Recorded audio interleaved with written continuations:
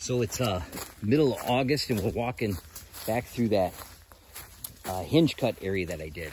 So here's that front part, very thick, barely see.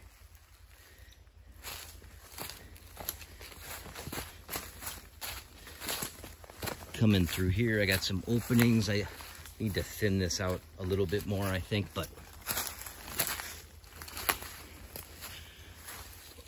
super thick.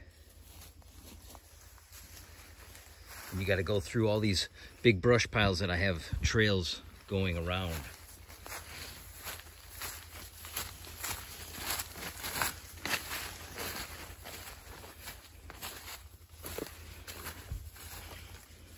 And then this is the edge. So that's what the woods usually looks like. What's up, Mike? How you doing?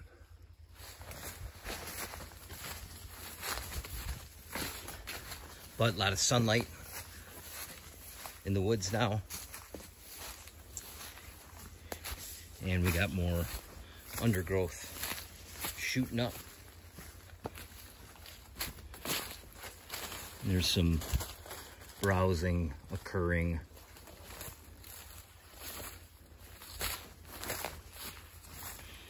And there's some deer droppings around here. Here's some more browse on these maples. And then after you left, there's the master dog. So yeah, doing what it needs to do. Packing some deer in here. And this is hinge cuts that are still growing. So that tree is hinged. Come over here, and then you get the leaves are starting to turn up and go toward the sun, but it's still growing. So that's what you want.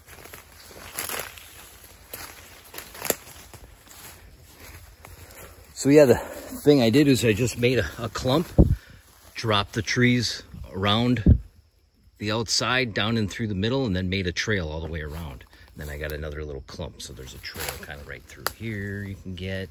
Then they have to come all the way around here. And there's multiple spots where they can get out. Here. And then they're in the rest of the woods. They can tuck themselves on the edges or get right in the middle of it. Gives them a bunch of options.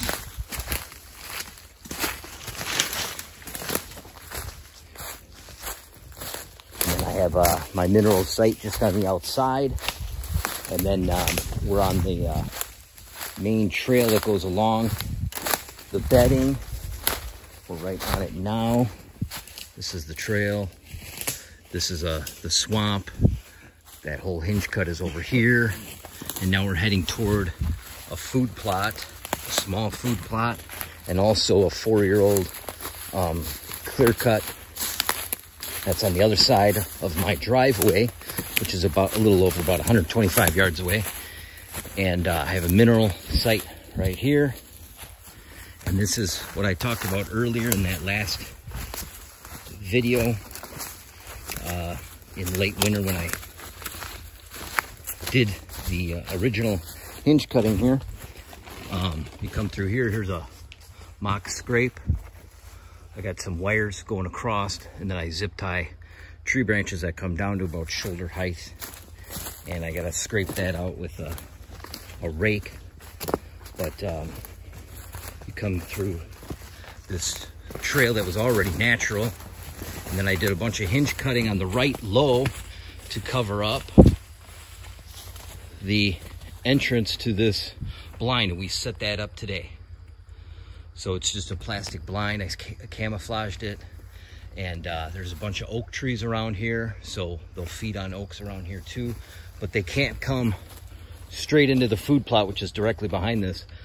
Right past the stand, they have to either go on the trail around here and come through, or go around that way and go through, and there's shooting opportunities on either side.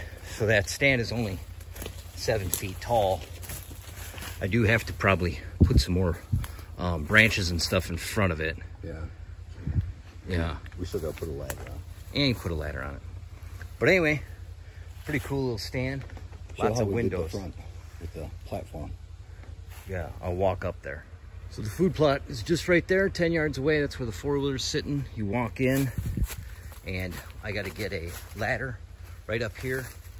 I can crawl my ass up here. We got a little platform to, once you get up here, you got some space to open the door. We'll probably put a little piece of carpet down. But now you got, you know, you got some shooting there. If they skirt that way to get to the food plot, there's not a lot of shooting here, but if they do go that way, they'll come right through here. And there's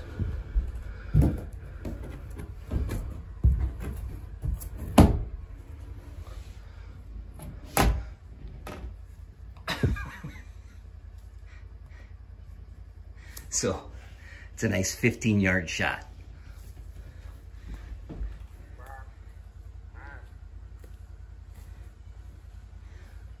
Boom.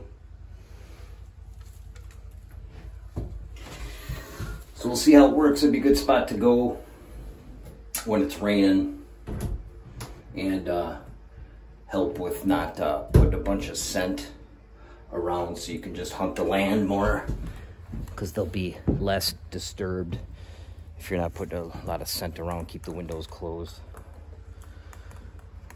You could even put a heater in there, you know, it'd heat up pretty good in there. So anyway, I think it'll turn out good. Like I say, it's only 7 feet tall, but I have all these hinge cuts out there, and they're all grown. You can see they're all still alive. And the biggest part of that is letting in enough sun, which this could be opened even more, but it was enough to keep that alive, so that's good. I tried to cut down some of these larger ones to open up that canopy. And there, the four-wheeler with a gun or a crossbow. That'd be about a 40-yard shot with a bow, so you could make it happen if they came in the right spot. 40, 45. If you practice, kids. If you practice, kids. All right, let's go get food.